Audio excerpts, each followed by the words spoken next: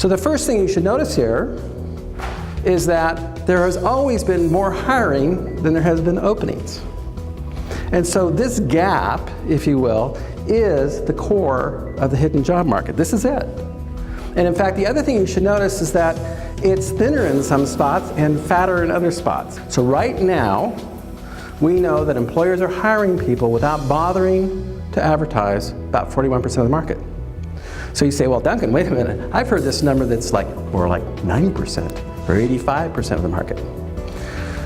Well, it is and it isn't, because there's another little piece of information here that's important for us to think about, and that is, have you ever heard of this problem where a company or an employer hires somebody, but they turn out not hiring anybody that they picked up off the street, they just hired somebody they already knew?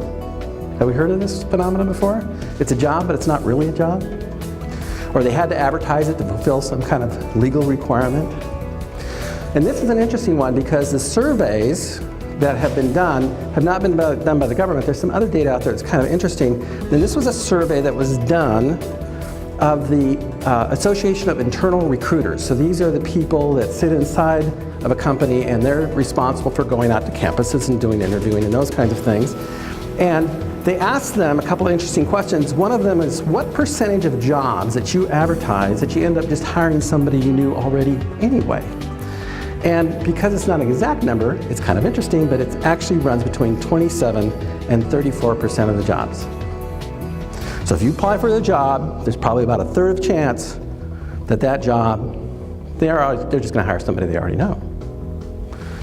Well, so this means that we have got a hidden job marketplace, because the jobs that they've already found somebody and they advertise it as just an useless exercise to go through, they're just as far away from you as the ones that were never advertised to begin with, right? So there's about 70%. But the good news is that if you go after that marketplace, the hidden job marketplace, there's going to be less competition, right?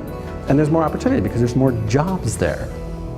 Definitely most of the stuff that I took away, if not all of the stuff that I took away, was practical stuff and stuff that was applicable to like undergraduates, graduates, like anyone that is even looking for a job or thinking about looking for a job in the future.